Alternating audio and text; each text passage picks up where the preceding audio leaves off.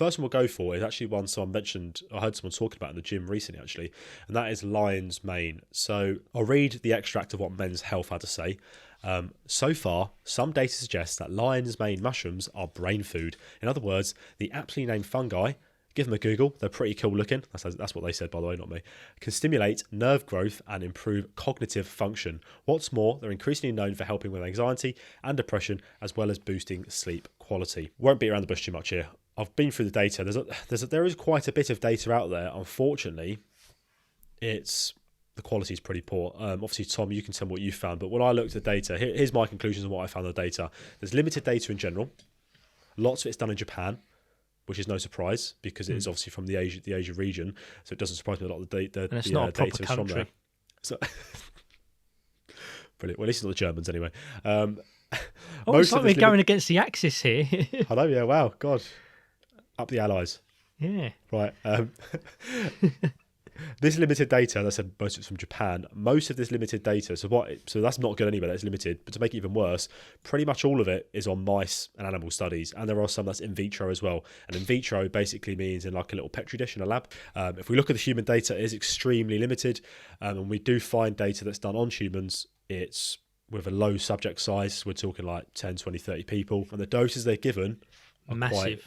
They're quite varied, and a lot of the time, as Tom just said, they are massive. It's not unachievable to get that dose in a product sold, but when you look at the dose, recommended dose that a product will tell you to take, it's compared normally to less. What you get in the actual shops. Have you seen anything on lion's mane? Have I missed anything, Tom? Is there anything that's blown it out of the water saying it's amazing? Well, apart from Joe Rogan. Yeah. To be fair, I have noticed a correlation of it's becoming more in conversation. Since Joe Rogan's banned off about them, but I did want to say, Bill, like you're always gonna have a good time taking lion's mane, and do you know why? Why? Because they're fun guys.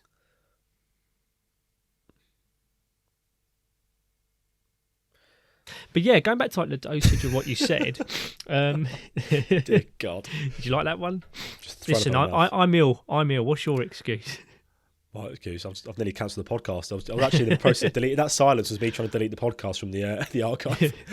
So, yeah, like the first. So first of all, like I'm the first person to put my hands up when I say, my skills and knowledge on nutrition isn't as good as it is, and to say like, picking up heavy things and putting it back down again and making the sad voice in your head go away. So I did go to Examine to get most of my information, but it did say actually that yes, most of it has been like rat studies, etc. But they did do a human study, and as you said, the dosages were like pretty high amounts. Yeah, as you said, Bill, I'm just going to repeat, like not impossible amounts, but when you consider what you actually get in the tub per pill or per spoonful or whatever, or per bite of your, halloumi and, lion's mane wrap, are you actually getting the dose that has been shown to have some clinical significance in research? Because here it's like, oh yeah, the human dosages were like 1,000 milligrams 3 times per day. But you might go to Holland and Barrett and each pill might only be 1,500 milligrams normally. Yeah. Not even that. I mean, some of them I saw was like 450 milligrams per pill. So you're literally getting half of the dose on a daily basis of what the studies have kind of like shown. Now, isn't to say that like this is the minimum recommended dose, just that it's what they test at a time.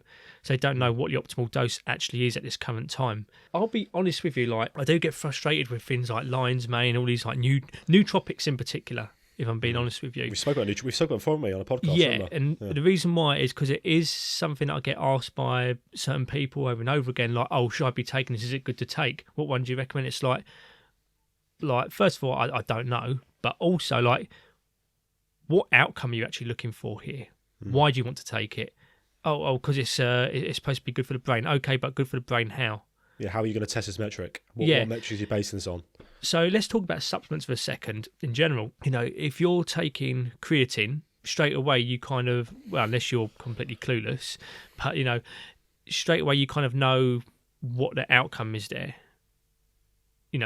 You're looking to gain, maybe a couple more reps on your heavy lifts. Maybe you're trying to get a little bit faster on your sprinting. Basically trying to get a bit stronger.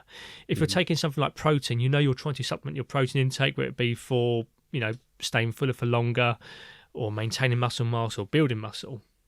If you take cyclic dextrin, you know you're doing it for energy Carbohydrate, reasons. yeah, energy, you know. yeah. Mm. But in regards to things like lion's mane, why? What is the actual outcome you're looking for? And it's hard to, if you don't know what the outcome is that you're looking for, how do you know? You know, if it says, oh, it's to help with your cognitive abilities. What's that mean? How many Cognitive of us? function. Yeah, exactly. Yeah. And how does it take to work as well? Tom, have you seen? If I go back to read what they said, because it makes it even more obvious that they're fluffing around. They said some data suggests, and they go, stimulate nerve growth. That means fuck all to most people. Improve cognitive function. What cognitive function? And then they move on to another paragraph. So they're not about data anymore. They go, what's more, they're known for helping with anxiety, depression, as well as boosting sleep quality. They are subjective. They are subjective metrics there, basically, because most people, if they're taking something like that, there could be placebo. If you've been told, take this lion's mane mushroom to help with your sleep quality, they might wake up and go, oh, I feel like I've slept better today. When really, you probably haven't. But placebo, you've gone, actually, I feel like I have. So there's like a lot of different outcomes here that they're kind of testing for.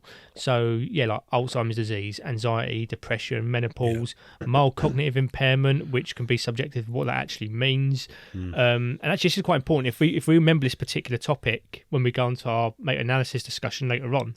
But yeah, exactly what are they testing for here? Are we just lumping all of that apart from menopause under cognitive, supplementing for cognitive reasons?